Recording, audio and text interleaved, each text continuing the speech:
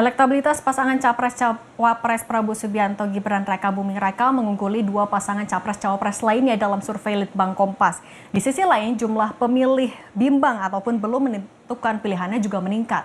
Apa analisis hasil survei Litbang Kompas ini kita akan bahas bersama dengan Direktur Eksekutif Pusat Kajian Politik Fakultas Ilmu Sosial dan Ilmu Politik Universitas Indonesia. Selamat sore, Mbak Huria. Selamat sore Mbak Cindy. Mbak Uriah, kalau melihat dari hasil surveinya kan paslon nomor urut 02 itu yang paling tinggi, kemudian disusul dari paslon nomor urut 01 Anies Mohaimin, kemudian yang ketiga paslon nomor urut 03. Kalau dari Mbak Uriah sendiri melihatnya ini mengejutkan atau sebenarnya sudah terprediksi? Ya, saya kira kalau kita melihat tren survei yang sekarang ini ya, ini kan memang sudah bisa diprediksi sebenarnya gitu ya. Pasangan nomor urut 2 Prabowo dan Gibran gitu ya punya kecenderungan terus meningkat gitu ya popularitasnya. Dan ini juga tentu saja menurut saya sangat dipengaruhi oleh strategi kampanyenya yang lebih menekankan pada gimmick-gimmick politik. Nah, tetapi saya kira ada problem serius sebenarnya kalau kita bicara tentang potret hasil survei kandidat gitu ya, capres dan cawapres.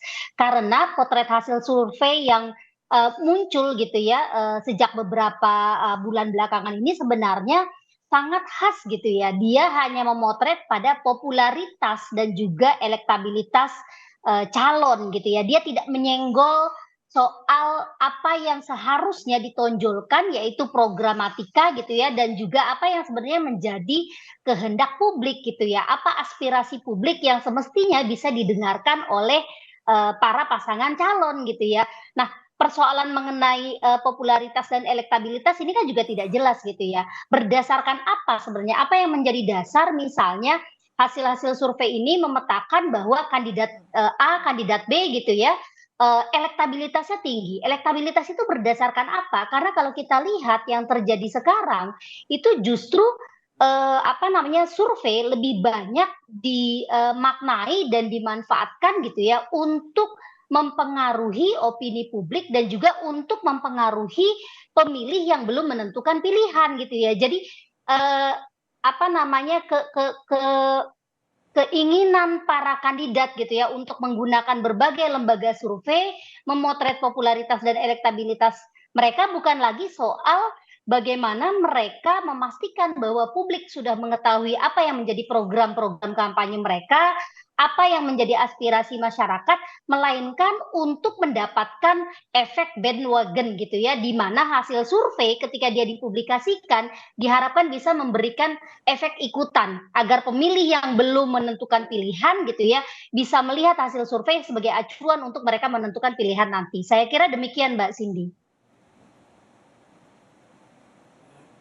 Oke, Mbak Huria kan kalau kita juga melihat ya dari hasil survei Litbang Kompas, jarak elektabilitas dari paslon Prabowo Subianto Gibran Raka Buming Raka dengan Ganjar Pranowo kan juga semakin melebar. Nah, kalau di survei itu disebutkan kalau ada sebagian pemilih PDIP dan pemilih Jokowi di 2019 yang berpindah. Kalau Mbak Huria melihat hanya itu sajakah faktornya atau ada faktor lain yang membuat jarak itu semakin melebar termasuk juga paslon Amin atau Anies Mohaimin juga bisa menyusul kemudian? Ya, saya kira penyebabnya yang perlu dicek itu adalah justru kenapa kemudian gitu ya jaraknya semakin melebar. Nah, disinilah saya melihat sebenarnya perbedaan strategi yang sangat menonjol di antara pasangan calon. Kalau kita perhatikan saja misalnya ya pola-pola kampanye yang dilakukan di sosial media itu sangat menekankan pada faktor emosi massa. Kenapa ini bisa dilakukan gitu ya? Karena kan sebenarnya peta pemilihnya sudah relatif jelas gitu ya. Masing-masing paslon punya basis pemilih yang loyal ya. PDIP misalnya basis pemilihnya yang loyal dia pasti akan mengarah pada paslon nomor 3 gitu ya. Basisnya Gerindra kemudian juga Pak Jokowi yang loyal dia juga pasti akan ke paslon nomor 2 gitu ya. Demikian juga dengan paslon nomor 1. Nah, challenge-nya adalah bagaimana kemudian jumlah suara pemilih mengambang ini ya yang kita sebut sebagai floating mass gitu ya yang belum menentukan pilihan, ini akan ke arah mana? Di sini yang diperebutkan. Nah, strategi kampanye yang dilakukan oleh para paslon, terutama saya melihat ya dalam konteks ini adalah paslon nomor 2 gitu ya, memainkan emosi massa.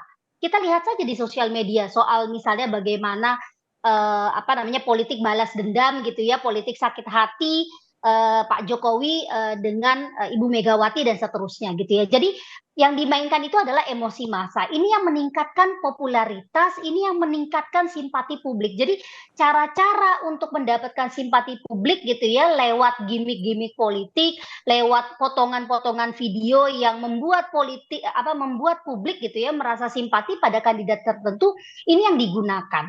Nah, ketika ini dilakukan secara masif terutama di media sosial, dia akhirnya mampu mempengaruhi perilaku memilih gitu ya, sehingga kita bisa melihat misalnya orang-orang yang terpengaruh pada pola-pola kampanye seperti itu menjadi bersimpati dan akhirnya semakin besar dukungan kepada paslon nomor 2. Itu yang saya lihat dalam konteks pertarungan yang semakin ketat antara paslon nomor 2 dengan paslon nomor 3 gitu. Karena basis pemilihnya ini kan di 2019 gitu ya, basis pemilihnya kurang lebih sama. Jadi pertarungannya justru ketat di situ. Oke, nah bahkan yang tadi juga disinggung soal pemilih yang masih bimbang, angkanya kan tinggi ya, 28,7%, naik malah kalau dari survei terakhir. Nah ini sebenarnya kenapa bisa naik tajam, padahal kan survei dilakukan sebenarnya setelah masa kampanye dimulai, apa alasannya kira-kira? Kembali lagi ya, saya kira begini, yang dilakukan oleh lembaga-lembaga survei gitu ya, ini kan adalah memotret perubahan tren perilaku memilih gitu ya, potensi pemilih gitu ya untuk menilai dan juga memilih calon-calon yang akan mereka pilih gitu ya, berdasarkan pada persepsi mereka mengenai popularitas dan juga elektabilitas calon-calon tersebut.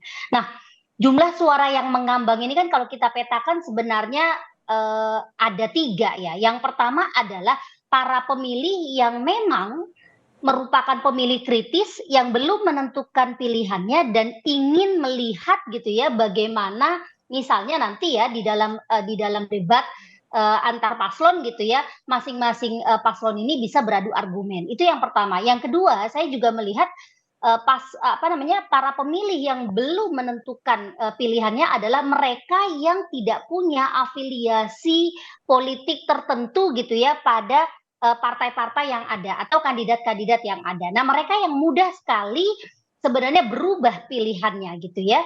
Dan ketika perubahan pilihan ini dipengaruhi oleh masifnya informasi yang mereka terima dari media sosial, kemudian iklan-iklan konvensional gitu ya, di media konvensional termasuk spanduk yang bertebaran dan lain sebagainya, saya kira pangsa pangsa terbesarnya ini adalah di para pemilih yang belum menentukan pilihan karena mereka tidak punya informasi yang cukup gitu ya mengenai calon-calon yang ada. Dan sejauh ini memang kalau kita lihat ya sekilas kampanye yang dilakukan oleh paslon nomor 2 itu amat sangat masif. Yang ini juga memang didukung oleh kekuatan partai politik yang banyak gitu ya di belakangnya. Kita bisa lihat misalnya spanduk-spanduk dengan gaya kampanye baru gitu ya, kemudian juga politik joget gitu ya yang masif di media sosial dan lain sebagainya. Saya kira ini yang menjadi faktor penting gitu ya, strategi paslon nomor 2 untuk menyentuh emosi massa, untuk menyentuh rasa gitu ya dari masyarakat ketimbang misalnya menekankan pada kampanye programatik untuk mendapatkan simpati dari pemilih kritis yang jumlahnya sebenarnya tidak terlalu banyak gitu di Indonesia. Oke, nah Demikian Mbak Cindy ya. sebelum pencoblosan 2 bulan lagi, apa yang bisa dilakukan masing-masing paslon kurang lebih untuk menarik, menggaet si 28,7% ini, terutama misalnya tadi salah satunya adalah yang kelompok kritis, Mbak? Oke, saya kira begini, problemnya hari ini kan adalah ketika orang bicara tentang Pilpres 2024 ya, kebanyakan kan kita langsung bicara pada soal kandidat gitu ya. Kita bicara tentang kandidat. Ini menurut saya adalah masalah serius. bagaimana peta kandidat dari sudut pandang ideologi, sudut pandang program, ini kan cenderung random, cenderung pragmatis. PR penting kita hari ini yang seharusnya juga kita tanyakan gitu ya kepada para kandidat adalah bagaimana kita bisa mendorong agar pemilu 2024 melalui kampanye pemilu di 2024 ini kita bisa mendapatkan gambaran seperti apa pijakan ideologis dan kerangka programatik yang bisa ditawarkan oleh para kandidat untuk Indonesia ke depan gitu ya. Jadi bahwa misalnya praktik kampanye kita senantiasa diisi oleh hiburan, iya, saya kira itu praktek yang sudah sangat sering terjadi gitu ya. Dari dulu pun juga kayak gitu. Tetapi ketika kemudian politik hiburan ini menjadi apa namanya strategi utama yang digunakan untuk Oke, mendapatkan Mbak Uria, simpati dan dukungan izin masyarakat, ini jadi problem saya kira buat demokrasi kita.